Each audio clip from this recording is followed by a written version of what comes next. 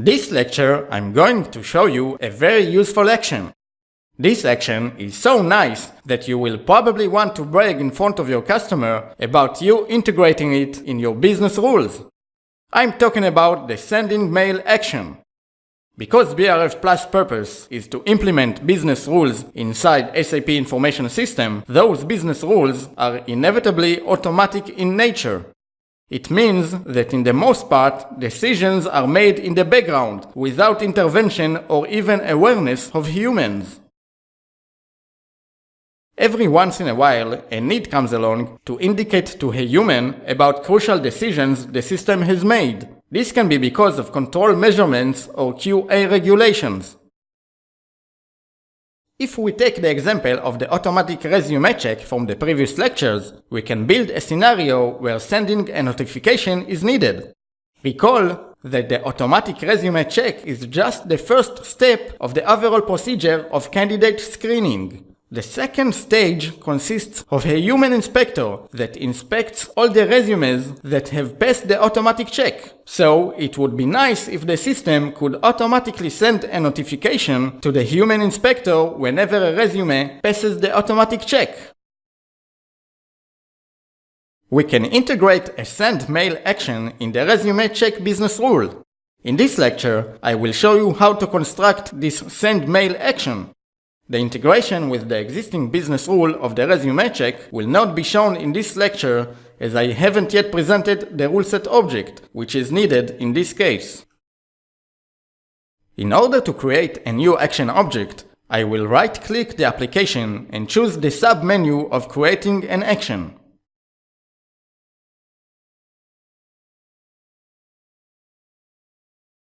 And then, of course, I will choose Send Mail.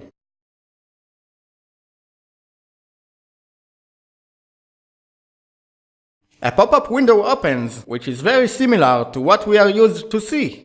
Notice that there isn't a place to fill a result object.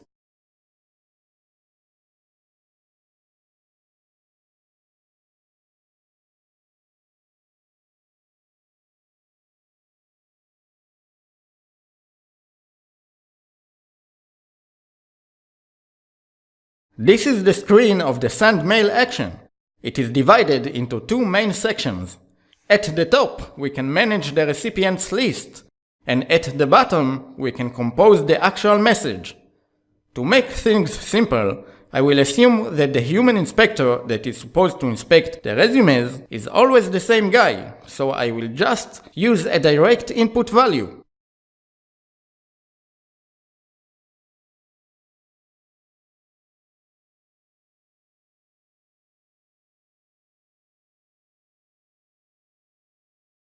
Of course, I could implement some dynamic inspector using DB lookup expression, for example. I can even mention several recipients in the direct input frame using the semicolon character.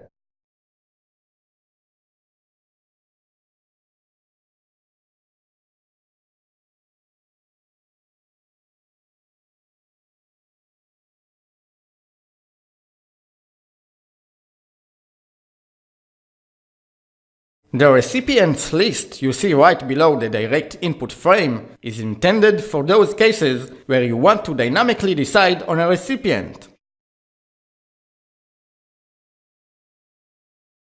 In that case, you can use an expression or a data object.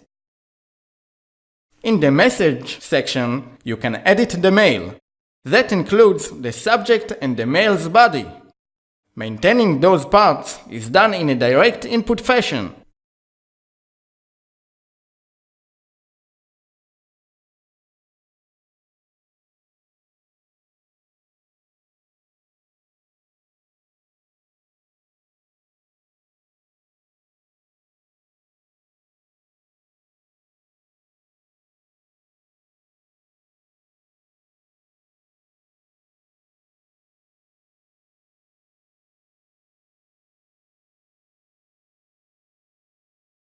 We can now activate the action object.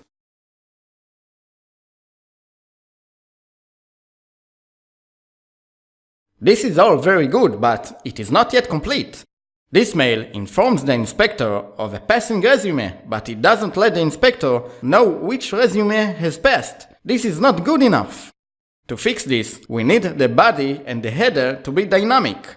Before I show you how we can accomplish this, I want to add another assumption to this example.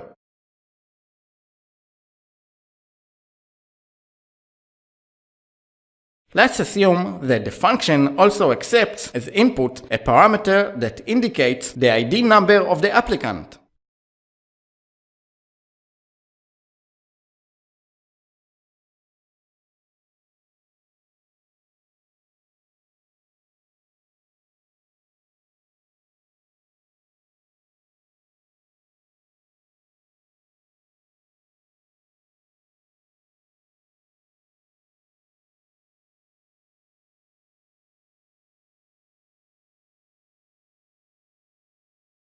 Now I can modify the send mail action to include this information.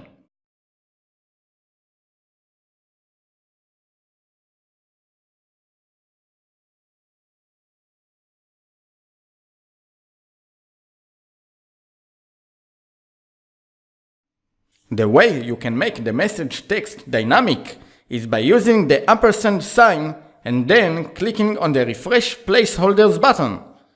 Every ampersand you add must be accompanied with an index. This tells BRF if two placeholders should be substituted with the same value or not. Let me show you how it is done.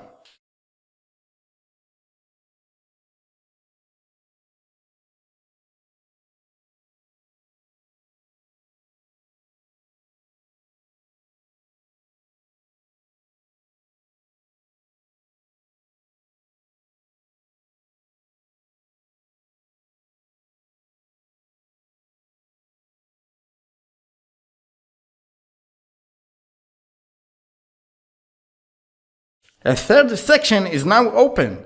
Here I can define my dynamic content. Actually, in this example, I want only one placeholder, so I will correct the body accordingly.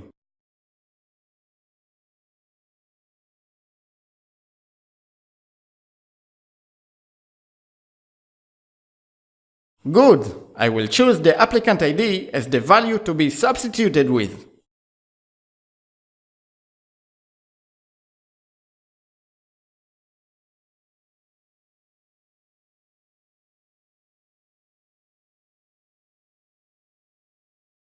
Now the action object is truly ready. As I mentioned at the beginning of this lecture, I will leave the integration with the function part to a later lecture, after you will be properly introduced to the rule set object.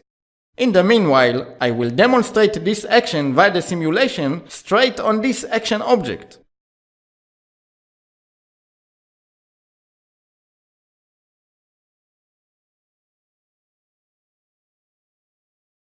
Because the simulation is not supposed to make any real effects in the system, there is a special checkbox for handling actions. If this checkbox is left unchecked, then the actions won't be performed. Only their IDs will enter into the actions table as an indication that those actions would have been performed should the business rule was called in a true run. As I want to demonstrate the action, I will mark this checkbox. Now I can simulate the action.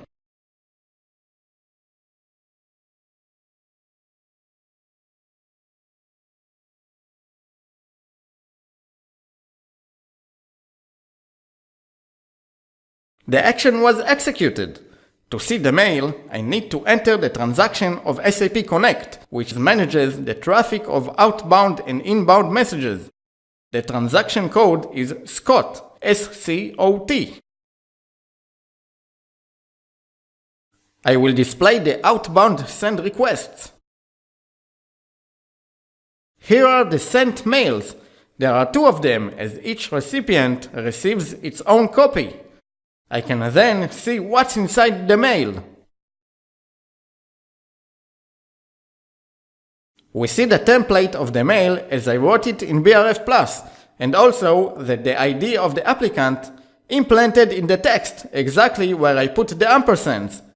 This action is really a nice feature of BRF+. Okay, this is fun, but I want to present to you one more action type. Let's move on.